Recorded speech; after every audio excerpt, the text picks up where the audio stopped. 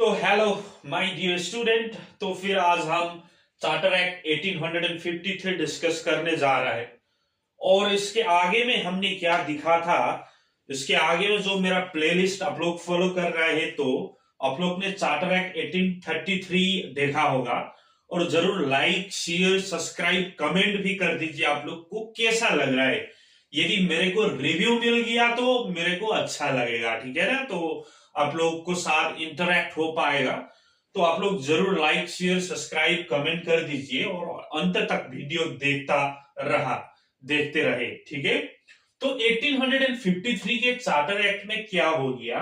तो 1853 के charter act में कैसा चीज हो गया कि 1853 के चार्टर एक्ट में, ठीक है ना, जो इंडियंस था उन लोगों को अब क्या मिलने लगा, कंपटीशन में भाग लेने का चांस मिल गया, ठीक है ना। सिविल सर्विस के कंपटीशन जो हुआ करता था, ठीक है, सिविल सर्विस के तो सिविल सर्विस में क्या क्या इंट्रोड्यूस कर दिया कि ओपन कंपटीशन, ठीक है, ओपन कंपटीशन स्टैब्लिश कर दिया। 1833 में हम लोग ने क्या दिखा था कि जो सिविल सर्विस था उसमें, ठीक है ना, ओपन कंपटीशन तो कर दिया था, लेकिन कोर्ट ऑफ डायरेक्टर ने अपोज करने की वजह से वो सफल नहीं हो पाया। लेकिन 1853 के चार्टर एक्ट में पहली बात क्या कर दिया, ओपन कंपटीशन कर दिया सिविल सर्विस में। तो उसको बोलते थे कोविनेटेड सर्विसेज, ठीक है,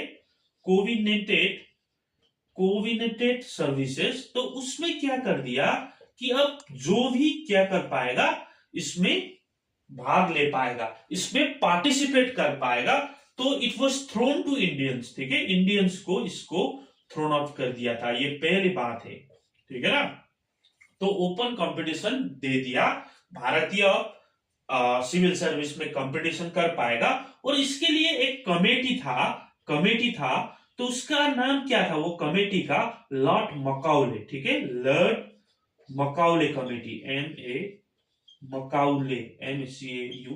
मकाउले कमेटी। और इसको 1854 में इसको अपॉइंट कर दिया, ठीक है, 1854 में इसको अपॉइंट कर दिया और बोल दिया कि आप लोग ओपन कंपटीशन सिस्टम के एक ऑर्गेनाइज्ड वे में रिफॉर्म करके बनाइए, ताकि इंडियंस भी उसमें क्या कर पाएगा, कंपटीशन पाएगा। और coordinated services were now thrown to Indians, ठीक है ना, भारतीय को ये दे दिया, ये पहले पॉइंट है, ठीक है, इंडियंस को दे दिया। आप लोग ये लिख सकते हैं, ये फर्स्ट पॉइंट है कि इंडियन को सिविल सर्विस में ओपन कंपटीशन मिल गया और उसके लिए लॉर्ड मकाउले का कमेटी चयन किया हुआ था। और अब से इंडियंस भी सिविल सर्विस में दे पाएगा, और इसको बोलता था कोऑर्डिनेटेड सर्विसेज, ठीक है।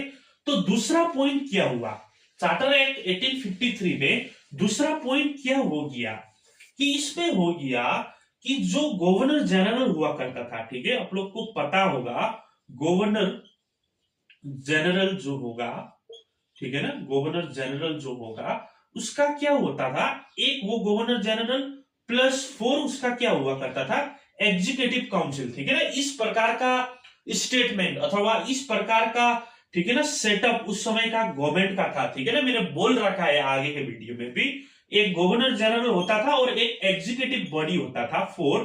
तो इसलिए ऐसे कर दिया था।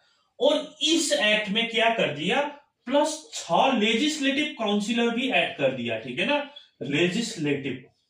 लेजिस्लेटिव काउंसिलर, ठीक है, लेजिस्लेटिव काउंसिलर भी ऐड कर दिया, न्यू मेंबर लेजिस्लेटिव काउंसिलर कर दिया। और ये एग्जीक्यूटिव देखेगा, ये लेजिस्लेटिव फंक्शन देखेगा। तो इसलिए क्या कर दिया, अब लेजिस्लेटिव, एग्जीक्यूटिव और लेजिस्लेटिव का फंक्शन सेपरेट कर दिया, ठीक है ना। इस एक्ट ने क्या कर दिया, जो गवर्नर जनरल काउंसिल का एग्जीक्यूटिव फंक्शन और लेजिस्लेटिव फंक्शन क्या कर दिया, सेपरेट कर दिया। और लेजिस्लेटिव फंक्शन के लिए 6 लेजिस्लेटिव काउंसिलर भी ऐड कर दिया। तो अब गवर्नमेंट का स्ट्रक्चर कैसा रहा, 1+4 तो होता था पहले से, तो अब 6 भी ऐड कर दिया। तो इसको बोलता था लेजिस्लेटिव काउंसिलर। और एग्जीक्यूटिव फंक्शन और लेजिस्लेटिव फंक्शन क्या कर दिया, सेपरेट कर दिया। ये दूसरा पॉइंट था। और इसी में आप लोग ऐड कर देगा अब legislation was now treated as special function of the government, ठीक है, legislation was treated as special function of government, ठीक है ना। अब लेजिस्लेशन क्या होगा, स्पेशल फंक्शन ऑफ गवर्नमेंट होगा, ठीक है। अब से लेजिस्लेचर जो है वो एकदम स्पेशल फंक्शन होगा गवर्नमेंट का, ठीक है ना। तो ये 6 लेजिस्लेटिव काउंसिलर भी ऐड कर दिया, और ठीक है ना, एग्जीक्यूटिव फंक्शन और लेजिस्लेटिव फंक्शन जो था वो टोटली क्या कर दिया, सेपरेट कर दिया चार्टर एक्ट 1853 ने, ठीक है। और दूसरा बात, ठीक है ना, चार्टर एक्ट 1853 में लेजिस्लेटिव काउंसिलर कौन होता था ये तो मालूम होना चाहिए ना।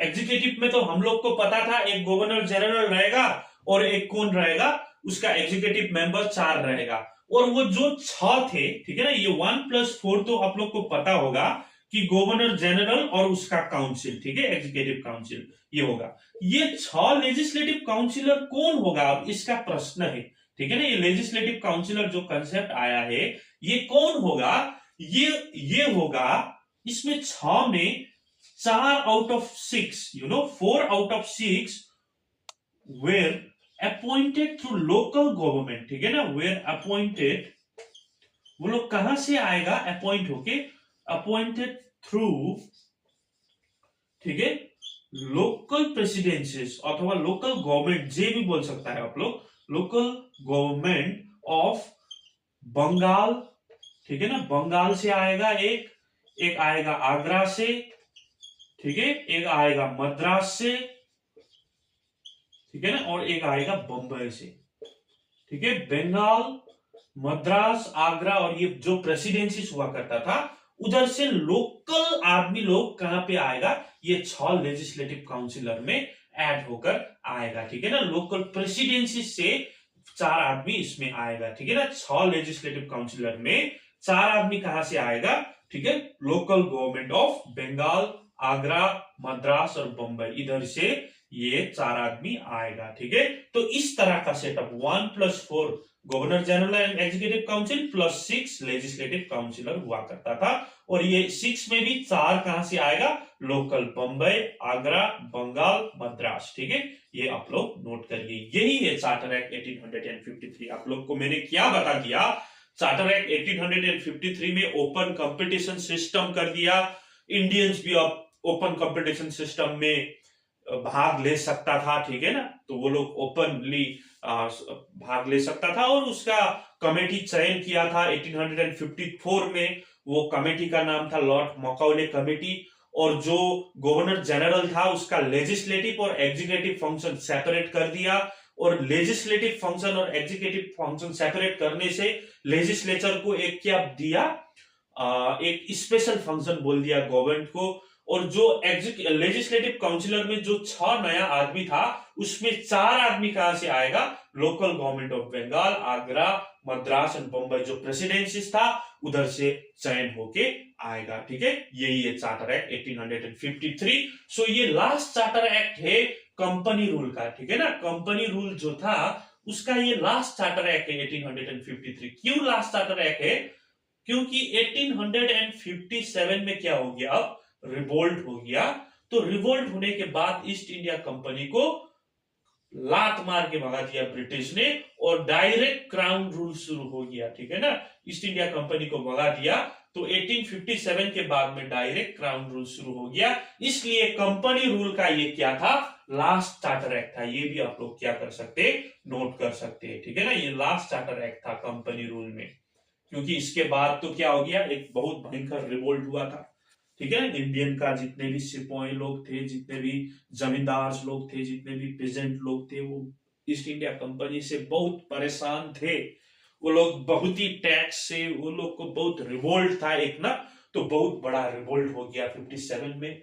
और जब ये रिवोल्ट हो गया तो ब्रिटिश गवर्नमेंट को क्या लगा कि अब नहीं होगा, अब ईस्ट इंडिया कंपनी नहीं संभाल पाएगा, और हमारे ऊपर में जो रेवेन्यू आ रहा है ईस्ट इंडिया कंपनी के थ्रू से आ रहा था ब्रिटेन गवर्नमेंट को, वो अब सक्सेस नहीं हो पाएगा, और हम लोग डायरेक्ट कंट्रोल करना पड़ेगा। इसलिए 1858 से 1947 तक क्या हो गया, क्राउन रूल शुरू हो गया। इसीलिए 2 फेज में, कंपनी रूल 73 से 1853 तक, और 1858 से 1947 तक क्राउन रूल। तो इसी प्रकार से आजाद भारत हो गया, और भारत आजाद होने के बाद संविधान भारत में आ गया, और आज लोग संविधान की वजह से हम लोग इधर देश में कानून वगैरह सब कुछ ऑर्गेनाइज वे में कर पा रहा है मेरे दोस्तों। तो लाइक करिए, कमेंट करिए, नोट्स की चिंता मत करिए, हैंड रिटन नोट्स पीडीएफ में आप लोग को प्रोवाइड कर दूंगा। Thank you for watching.